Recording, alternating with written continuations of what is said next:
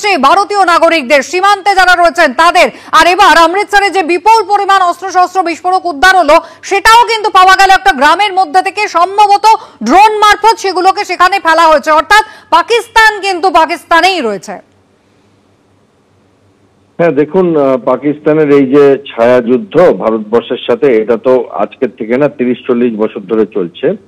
তো এখন যেহেতু একটা আমরা যুদ্ধকালীন পরিস্থিতিতে আছি, এটা আপনি বলতে পারেন যে কয়েক ডিগ্রি ওরা বাড়িয়ে দিয়েছে।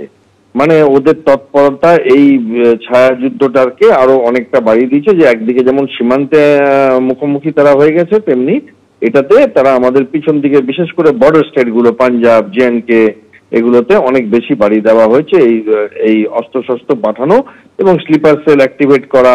এছাড়াও আমরা সাইবার অ্যাটাকের খবর শুনতে পাচ্ছি একটা দুটো, কখনো আমরা এরপরে অনেক ইনফরমেশন ওয়ারফেয়ার চলছে, মিস ইনফরমেশন চলছে এবং টেররিজমটাও চলবে, কারণ সম্মুখ সমর তারা আমাদের সঙ্গে এড়াতে চায়। এবং সম্মুখ সমরে যেহেতু তারা ছোট দেশ, তারা হয় টেররিজম করবে আর নয় নিউক্লিয়ার ওয়ারফেয়ারের কথা বলে। এই দুটোর মাঝখানে থাকে, মাঝখানটাতে এরা আসতে চায় না, অবভিয়াসলি তাদের ওটা পছন্দের জায়গা না।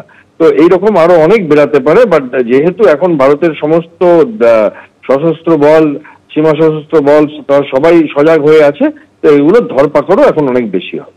অনেক ধন্যবাদ।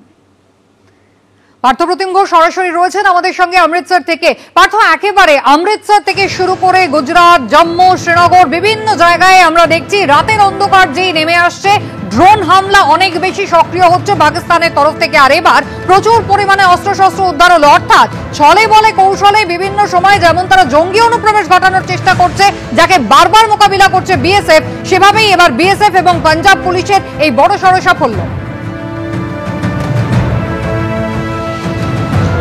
একেবারে দেখো, এবং কোনো রকমভাবে ভারতের ওপর এই আঘাত আনার জন্য পাকিস্তানের তরফ থেকে কিন্তু ক্রমশ এই চেষ্টা চালিয়ে যাওয়া হচ্ছে। একদিকে এয়ার ডিফেন্স সিস্টেম যখন এই ড্রোনগুলিকে পাঠানো হচ্ছে কোনো রকমভাবে ভারতবর্ষের মধ্যে আঘাত করার জন্য, সেই ড্রোনকে যখন বাজেয়াপ্ত করছে, সেই মতোই যখন এরকম কড়া নজরদারি, এর মধ্যে এরকম ড্রোনের মাধ্যমে এরকম হ্যান্ড গ্রেনেড থেকে শুরু করে, ডিটোনেটর থেকে শুরু করে, আইডি থেকে শুরু করে, একেবারে তার মধ্যে যে প্রায় 2.5 কেজির ওপর উচ্চ ক্ষমতা সম্পন্ন বিস্ফোরক, তার মধ্যে যেমনটা জানানো হচ্ছে সেটা হচ্ছে যে তার মধ্যে কিন্তু একাধিক যে উচ্চ ক্ষমতা সম্পন্ন এক্সপ্লোজিভের মধ্যে কিন্তু গুলি উদ্ধার হয়েছে। এছাড়া এইরকম যে জিনিসগুলো উদ্ধার হয়েছে, বাজেয়াপ্ত হয়েছে, সেটা হচ্ছে সীমান্তবর্তী যে এলাকাগুলো রয়েছে সেই গ্রামে। এবং এক্ষেত্রে যেটা মনে করা হচ্ছে ড্রোনের মাধ্যম থেকে, যেটা বিএসএফ এবং পাঞ্জাব পুলিশের তরফ থেকে জানানো হয়েছে, যে ড্রোনের মাধ্যমে এগুলোকে কিন্তু ক্রস বর্ডার যে স্মাগলিং সেটা করা হয়েছিল, সেগুলো এসেছিল।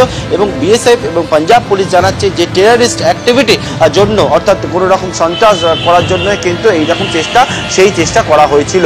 তবে ইতিমধ্যে আরও একটা বিষয় জানাবো, যে যেহেতু এই আন্তর্জাতিক সীমান্ত ভারত পাকিস্তানের মধ্যে পাঞ্জাবের যে জায়গায়, সেখানে ড্রোনের মাধ্যমে এইরকম স্মাগলিং থেকে শুরু করে, অস্ত্রশস্ত্র থেকে শুরু করে এর আগেও একাধিকবার ঘটেছে, যেখানে সেই ড্রাগও আসে।